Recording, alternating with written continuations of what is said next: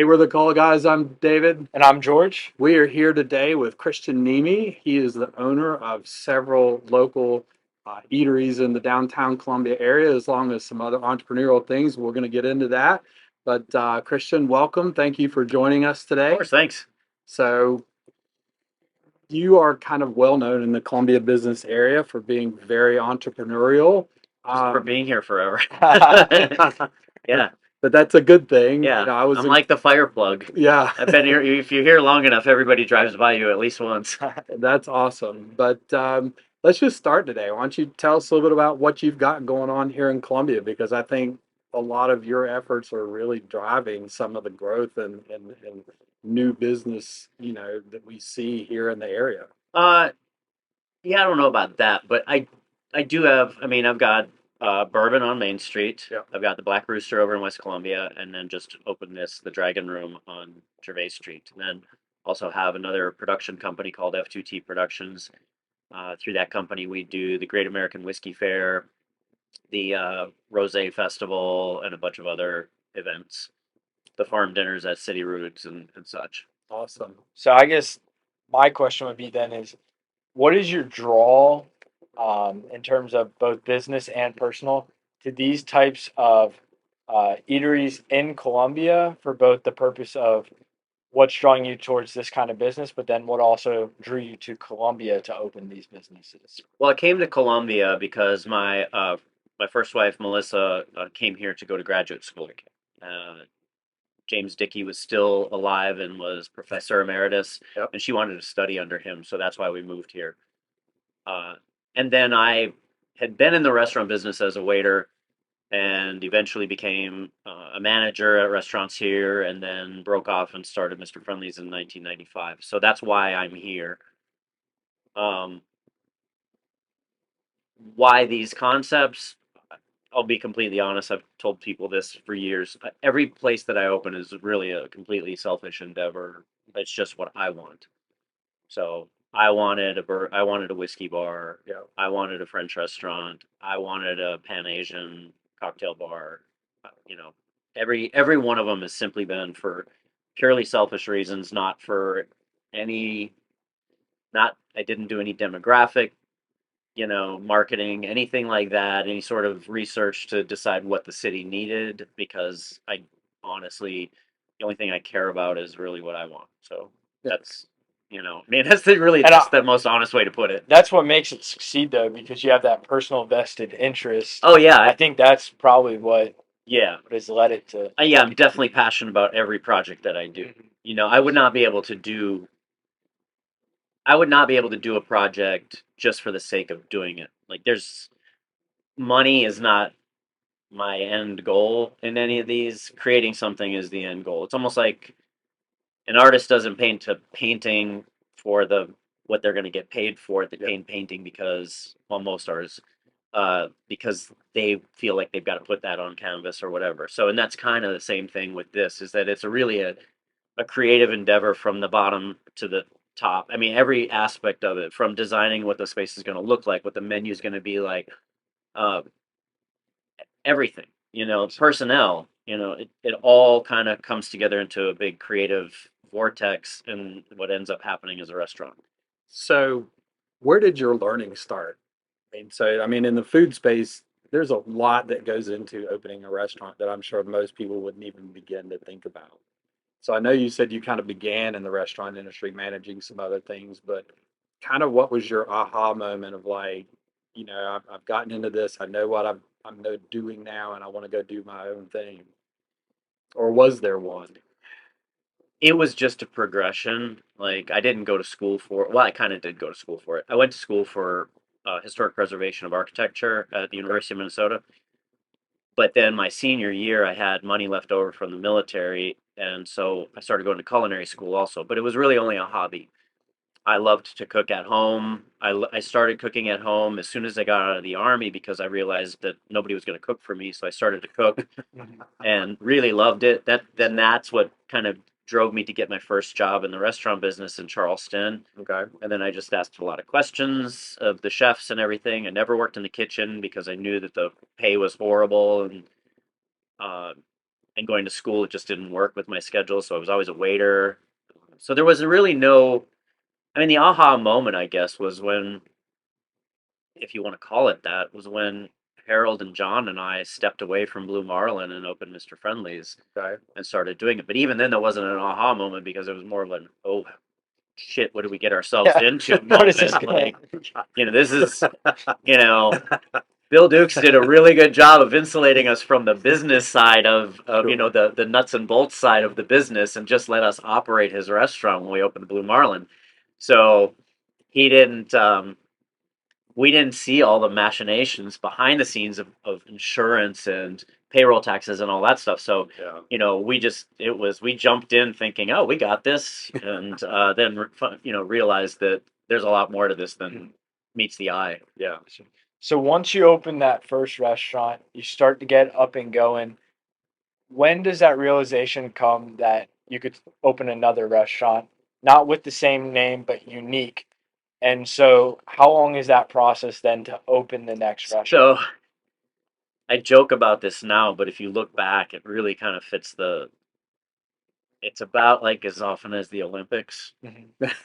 Like if you look You're back, on track with about every that. 4 years, I'm doing something. Yeah. So Harold and I decided in 98, 99. So we opened Mr. Friendly's in 95. 98, 99, we looked at the space where Gervais Vine now is Okay. and started working on that. At the same time, almost simultaneously, we started working on a Mr. Friendly's in Lexington, which was our only failure over the years. Uh, and almost opened those two up simultaneously and was running back and forth. And neither of them were very successful. So much so that we closed Mr. Friendly's Lexington after a year and a half, maybe not even that long.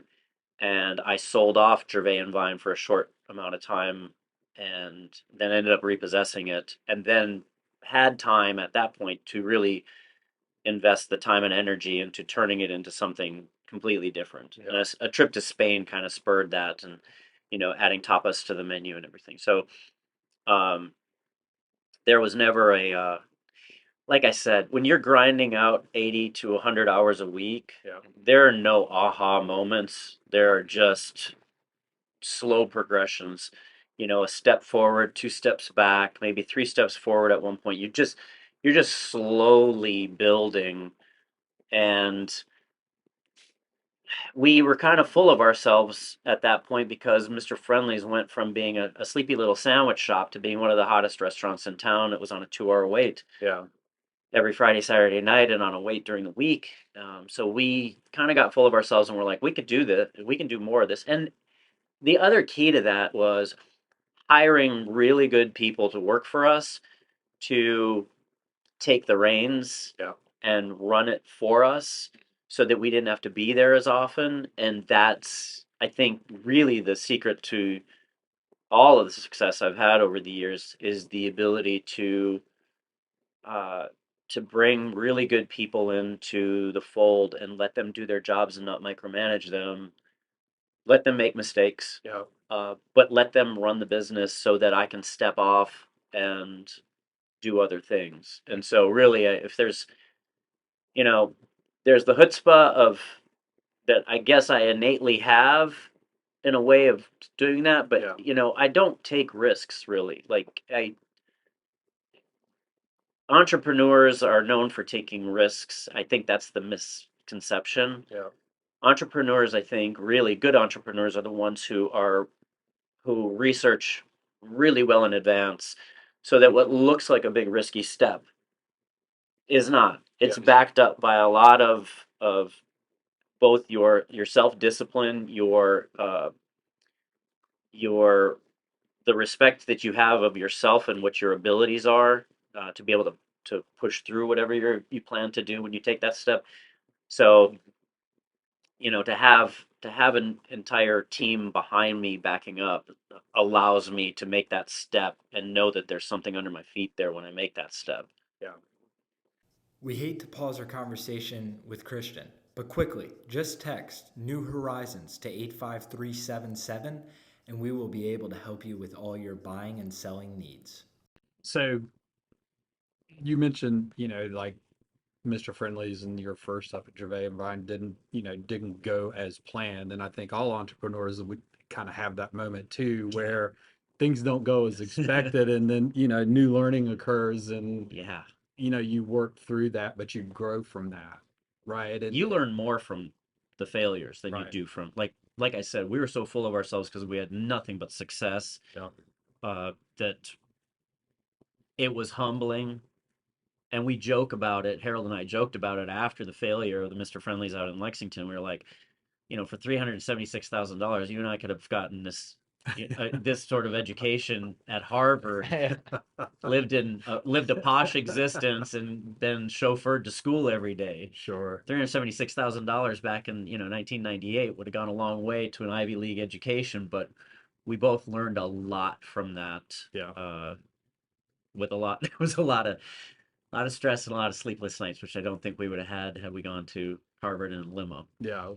But you also talk about finding right people, right? And then Yeah. investing in them and letting them be part of your growth. What is it that you do to try and define those people, number one?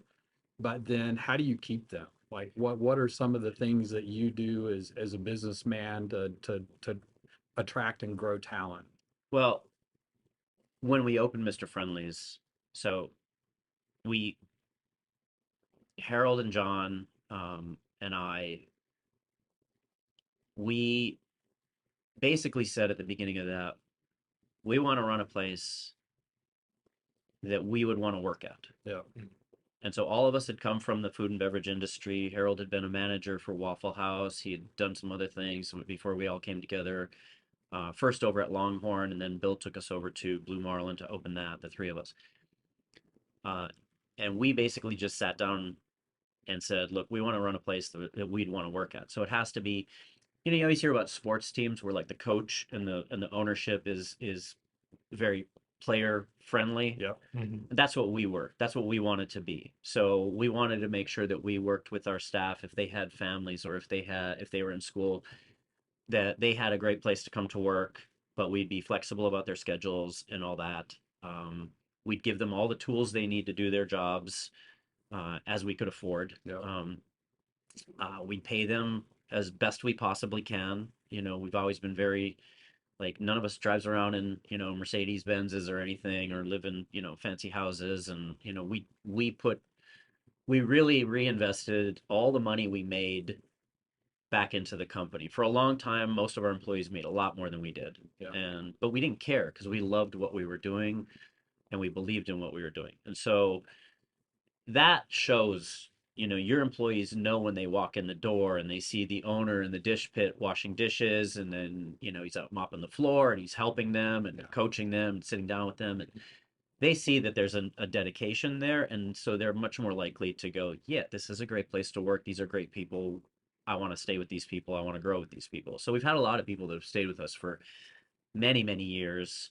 We've had a lot go on to other careers. We've had a few go on in the restaurant business to open their own places, manage places. So we're super proud of that. Sure. So why Columbia? I mean, Well, like I said, Columbia, I ended up here because my first wife came to school here. yeah. And, after, the restaurant business tore us apart quickly. Now, we shouldn't have got married in the first place. We were, young and in college, and we've stayed friends all these years. But nonetheless, the restaurant business, working 100+ hours a week, was just unsustainable for a relationship. And when we did split up, my plan was to get out of Columbia immediately. I'd come from Minneapolis, big city, came to Columbia. You got to remember, mid 90s, Columbia was pretty sleepy. Yeah. And honestly, I didn't even get to experience Columbia. Yeah. When you work that many hours a week, you don't get to see Columbia, you don't get to experience Columbia. So suddenly, as fortunately, the restaurant, we put the Mr. Friendly's up for sale. Yeah. Nobody was interested. We just kept running. We started to get so popular that suddenly I was like, oh, okay, cool. Then I started to find a little bit of time to explore Columbia, see Columbia, and was like, man, this is a great city. Yeah. Like, I had fallen for the common myth that you constantly hear passed around that, oh, there's nothing to do here. Yeah. And I had fallen for that without ever looking. And then when I scratched the surface of what you could do in Colombia and what things there were to do in Colombia, I was like, holy crap, like any given night you can fill your night with all sorts of things. Like you literally have to pick and choose Sure. what you want to do because there's so much going on. So yeah, so I mean I just fell in love with Colombia and never, I'm a huge proponent of Colombia. I'm a huge proponent of, you know, South Carolina in general. We may be a bit regressive as far as like our politics and everything sometimes as far as that goes, but as far as a state goes, as far as having a business in this state, as far as the people who live in this state, um, Colombia has been a really phenomenal market for my businesses. I love being a part of the community, and I love the fact that Colombians have embraced my restaurants and Yeah. what we do. And so yeah, that's why Colombia. That wraps up part 1 of our podcast. Make sure to tune back next Friday for part 2.